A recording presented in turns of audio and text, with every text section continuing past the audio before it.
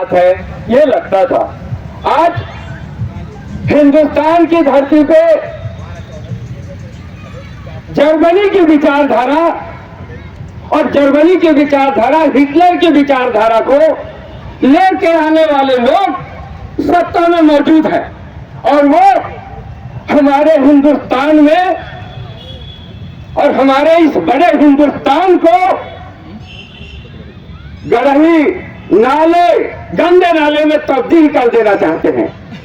जबकि हमारा देश हिंदुस्तान वो सागर है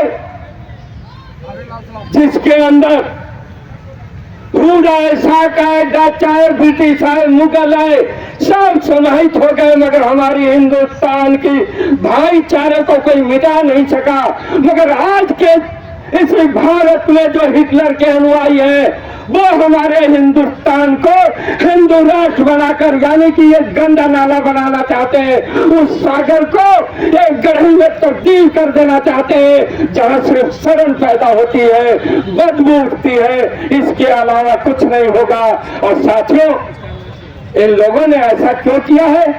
ये लोग ऐसा हमारे देश को किसी जाति और धर्म का राष्ट्र बनाने के लिए क्यों ऐसा कर रहे हैं? क्योंकि हिंदुस्तान की धरती पे, हिंदुस्तान में जब से हिंदुस्तान के पूंजीपतियों को अपनी मुनाफे की हवस उनकी ऐसी बढ़ गई कि हमारे मजदूरों को, उनको गुलाम बनाना जरूरी होने लगा। हमारे देश के कर्मचारियों को, हमारे देश के मेहनत करने वालों की, उनको गुलाम बनाने की जरूरत महसूस हुई तो मोदी जैसा शासक लेकर के आए। और आज मोदी का जो शासन है वो हमें जाति और धर्म के नाम पे सिर्फ इसलिए बांटते हैं कि इस पूंजीपतियों का ये लूट का तंत्र चलता रहे। हमारे देश के टेलीविजनों में, अखबारों में अभी जो कोई चर्चा होती है तो क्या होती है?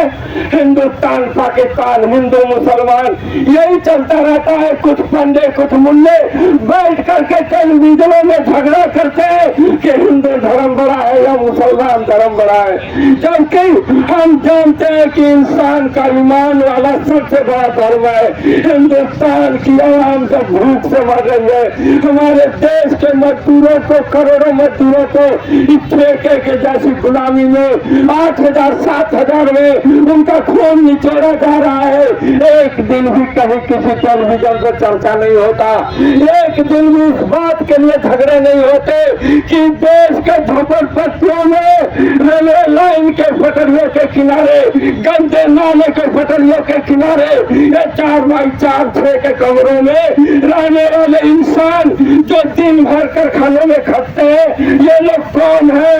उनके बच्चों के साथ जो जुल्म होती है, ये लोग कौन है?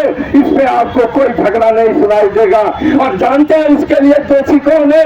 भाइयों, आप लोग हो, आप लोग आवाज उठाइए कि हमारी लड़ाई हिंदू मुसलमान की लड़ाई नहीं है, हमारी लड़ाई इस देश को शहीद आजम भगत सिंह के सपनों के भारत का निर्माण करने की लड़ाई है।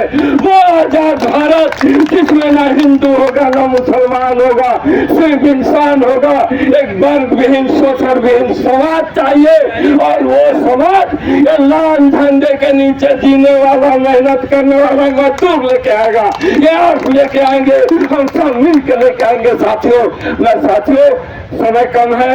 हिंदू मुसलमान ये हमारी लड़ाई नहीं है, हम सबको गले लगाने वाले लोग हैं, हम तो दियों को उठाने वाले लोग हैं। ये मजदूर क्या किसी को रोड पे एक्सीडेंट हो जाएगा तो जाति पूछ के उठाते हैं? कार वाला बड़ा कोई समझदार नहीं उठाता। मजदूर पैदल जा रहा है तो उसे उठा के पूछता है भाई कहाँ पे चोट लगी है। हम वो लोग हैं। साथियों, टाइम हो गया है, मुझे संकेत मिल गया है। मैं फिर आपसे आह्वान करता हूँ कि भूल जाइए जाति और धर्म को, इंकलाब के नारे को बुलंद कीजिए, समाजवाद के नारे को बुलंद कीजिए। इंकलाब जिंदाबाद।